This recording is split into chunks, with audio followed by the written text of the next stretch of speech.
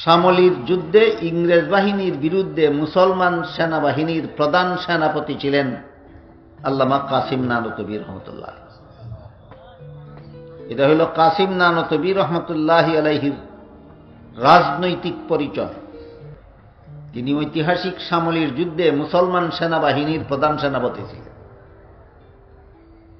কাসিম নানতবীর বংশগত পরিচয়, তিনি হযরত আবু বকর সিদ্দিক রাদিয়াল্লাহু আনহুর বংশধর ছিলেন।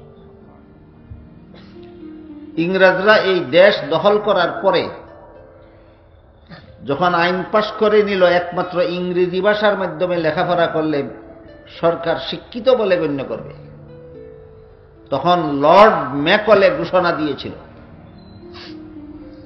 আমরা এমন একটা শিক্ষা ব্যবস্থা ভারত উপমহাদেশে বাস্তবায়ন করতে চাই যে শিক্ষা ব্যবস্থার মাধ্যমে লেখাপড়া করলে ভারতবাসীর বর্ণ তাদের শরীরের রং আমাদের শরীরের রঙের মতো না হতে পারে,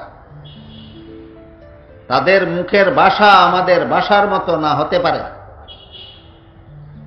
ভারতবাসীর মধ্যে পরস্পরে বিভিন্ন রঙের মানুষ থাকতে পারে, বিভিন্ন ভাষার মানুষ থাকতে পারে, কিন্তু ইংরেজ প্রবর্তিত শিক্ষা ব্যবস্থায় যারা লেখাপড়া করবে এরা মনে মস্তিষ্কে হয়ে যাবে খ্রিস্টান।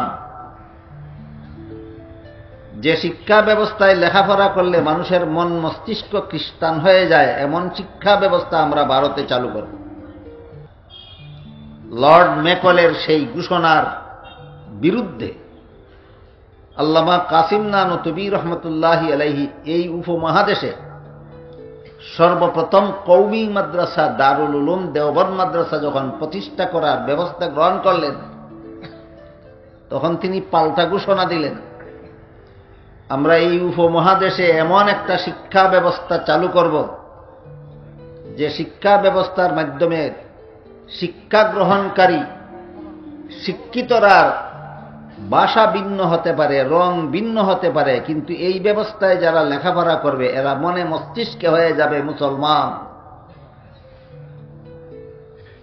আল্লামা কাসিম নানতবী রহমতুল্লাহি আলাইহি কওম বা জনগণের অর্থে পরিচালিত হবে এমন নূতন শিক্ষা ব্যবস্থা, এমন নূতন ধরনের মাদ্রাসা প্রতিষ্ঠা করা হবে, এই পরিকল্পনায় পরামর্শের জন্য আরো কয়েকজন সঙ্গী সাথীকে জড়ালেন। কাসিম নানতবীর অন্যান্য সঙ্গী সাথীদের মধ্যে একজনের নাম ছিল মাওলানা রফিউদ্দিন। মাওলানা রফিউদ্দিন স্বপ্নে দেখেন মুহাম্মদুর রাসূলুল্লাহ সাল্লাল্লাহু আলাইহি ওয়াসাল্লাম তার হাতের লাঠি মুবারক দ্বারা উত্তরপ্রদেশের দেওবন্দ নামক জনপদে এক জায়গায় লাঠি মুবারকের দ্বারা রেখা অঙ্কন করে দিয়ে বললেন, তোমাদের পরিকল্পিত মাদ্রাসার ঘর আমার অঙ্কিত রেখায় রেখায় নির্মাণ করবে। এটা ছিল স্বপ্নের কথা, কিন্তু ঘুম ভাঙ্গার পরে বাস্তবেও স্বপ্নে দেখা রসুলের লাঠি মুবারকের দাগ পাওয়া গেল জমিনে। সেই দাগে দাগে 1866 খ্রিস্টাব্দে আল্লামা কাসিম নানতবী রহমতুল্লাহি আলাইহি উপমহাদেশের সর্বপ্রথম কওমি মাদ্রাসা দারুল উলুম দেওবন্দ মাদ্রাসা প্রতিষ্ঠা করেন। এই হইল দারুল উলুম দেওবন্দ মাদ্রাসার প্রতিষ্ঠার সংক্ষিপ্ত ইতিহাস। দারুল উলুম দেওবন্দ মাদ্রাসা কোন প্রেক্ষাপটে এই উপমহাদেশ প্রতিষ্ঠা হয়েছিল?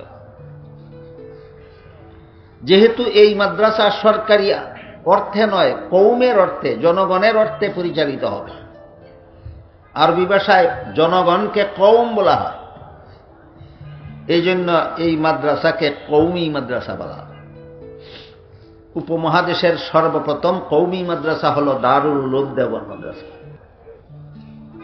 এই মাদ্রাসা প্রতিষ্ঠিত হওয়ার পর উপমহাদেশের ভারত, বাংলাদেশ, পাকিস্তানে দারুল উলুম দেওবন্দের অনুসরণে আর যত হাজার হাজার মাদ্রাসা প্রতিষ্ঠিত হয়েছে, যেগুলি আপনাদের আর্থিক সহযোগিতায় পরিচালিত হয়, সেই সবগুলি মাদ্রাসাকেই কওমি মাদ্রাসা বলা হয়। এখানে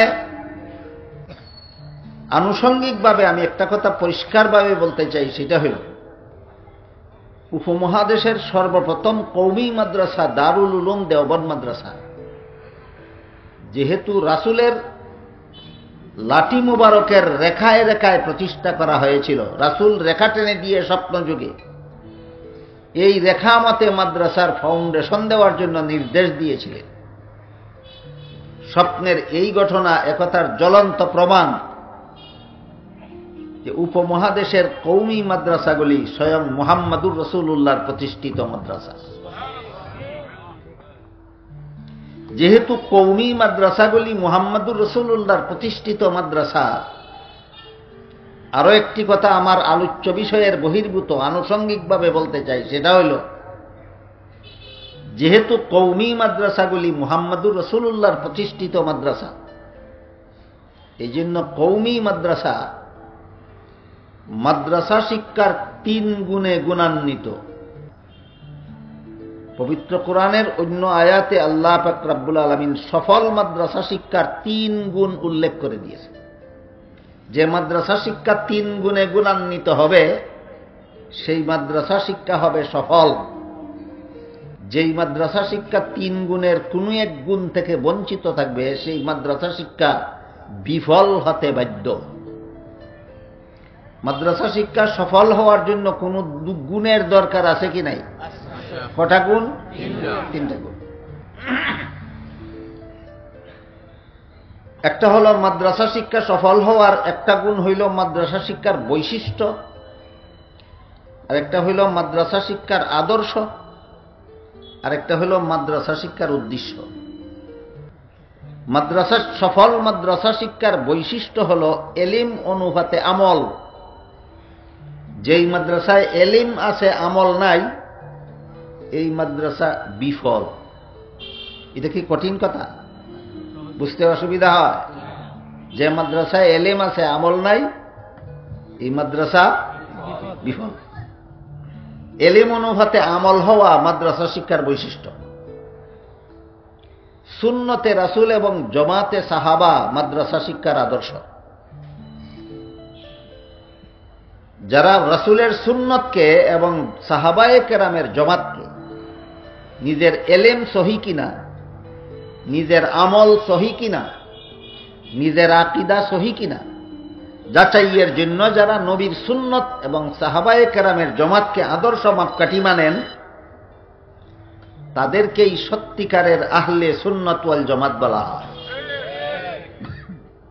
এই আহলে সুন্নাত ওয়াল জামাত এর ডেফিনেশন সুস্পষ্টভাবে এখনো আমাদের সমাজে ব্যাপকভাবে আলোচনা হয় না। এজন্য এখনো আমাদের সমাজের অনেকেই আহলে সুন্নাত ওয়াল জামাত কাকে বলা হয় পরিষ্কারভাবে বুঝেন না। এজন্য আমি খুব সুস্পষ্টভাবে বলে দিতে চাই, আমার এলিম সহি না গলত, আমার আমল সহি না গলত, আমার আকীদা বিশ্বাস সহি না গলত, যাচাইয়ের জন্য যদি আমি নবীর সুন্নতকে আদর্শ মাপকাঠি মানি আর সাহাবায়ে কেরামের জামাতকে যদি আমি আদর্শ মাপকাঠি মানি, তবেই আমি আহলে সুন্নাত ওয়াল জামাত। যারা এই 3 জিনিসের সত্যতার যাচাইয়ে সুন্নতে রাসূল এবং জামাতে সাহাবাকে আদর্শ মানে না, এরা আহলে সুন্নাত ওয়াল জামাত নয়।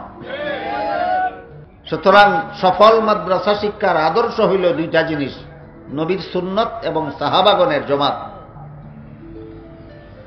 এই হইল সফল মাদ্রাসা শিক্ষার আদর্শ।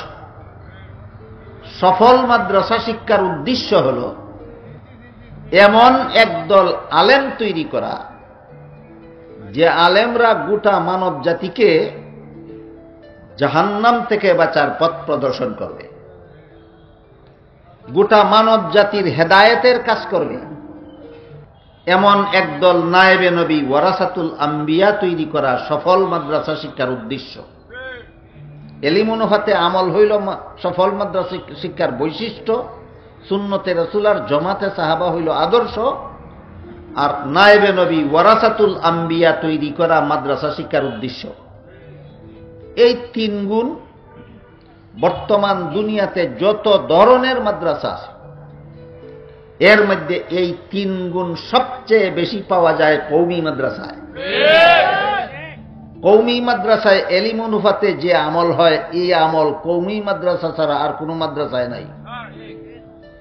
নবীর সুন্নত এবং সাহাবায়ে কেরামের জমাতকে শতকরা 100% কওমি শিক্ষিতরা আদর্শ মাপকাঠি মানে। আর কওমি মাদ্রাসায় যে পরিমাণ নায়েবে নবী ওয়ারাসাতুল আম্বিয়া তৈরি হয়, এই পরিমাণ নায়েবে নবী ওয়ারাসাতুল আম্বিয়া আর কোনো মাদ্রাসায় তৈরি হয় না। তবে সফল মাদ্রাসা শিক্ষার 3 গুণ কওমি মাদ্রাসায় কেন পাওয়া যায়? এটা মুহাম্মদুর রাসূলুল্লাহর প্রতিষ্ঠিত মাদ্রাসা। এই কওমি মাদ্রাসাগুলির, উপমহাদেশের সমস্ত কওমি মাদ্রাসাগুলির প্রথম মাদ্রাসা ছিল দারুল উলুম দেওবন্দ মাদ্রাসা।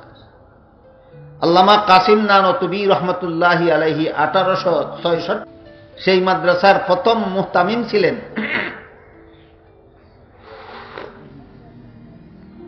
বিশিষ্ট আল্লাহর ওলি হাজি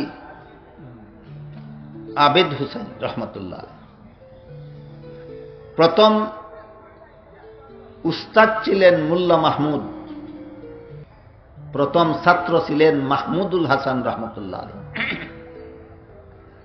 দারুল উলুম দেওবন্দ মাদ্রাসা এর প্রধান প্রতিষ্ঠাতা কাসিম নানতুবি রহমতুল্লাহি আলাইহি এই উপমহাদেশের বাতিলগুলির মোকাবেলায় কি অবদান রেখেছিলেন? এই উপমহাদেশের সবচেয়ে বড় বাতিল ছিল ইংরেজ সরকার। উপমহাদেশের সবচেয়ে বড় বাতিল ছিল ইংরেজ সরকার। ইংরেজরা এই উপমহাদেশে তাদের রাজত্ব কায়েম করার পর সরকারিভাবে বিশাল বিশাল অনুষ্ঠানের আয়োজন করা হতো, বিশাল বিশাল প্যান্ডাল টানানো হইত, মঞ্চ সাজানো হইত, সরকারিভাবে ঘোষণা করা হইত যে আগামী অমুক তারিখের অমুক স্থানের এই মঞ্চে ইসলাম ধর্মকে বাতিল প্রমাণ করা হবে, খ্রিস্ট ধর্মকে সহি ধর্ম প্রমাণ করা হবে। তাকে যদি কোনো মুসলমানের সাহস, আসো সেখানে তোমাদের ধর্মকে সত্য বলে প্রমাণ করো। এইরকম বহাসের চ্যালেঞ্জ করা হইতো এবং বহাসের অনুষ্ঠান করা হইতো কার পক্ষ থেকে? ইংরেজ সরকারের পক্ষ থেকে। কোন অবস্থার মধ্যে এই কাজটা ইংরেজ সরকার করত? শাহ আব্দুল আজিজের ফতোয়ার কারণে যেহেতু উপমহাদেশের 10 কোটি মুসলমানের 10 কোটি স্বাধীনতা যুদ্ধে অংশগ্রহণ করেছিলেন, আর এই স্বাধীনতা যুদ্ধের নেতৃত্ব দিয়েছিলেন উলামায়ে কেরাম। এই জন্য ইংরেজরা সিদ্ধান্ত নিয়েছিল আলেমদেরকে ধ্বংস করে দিতে হবে।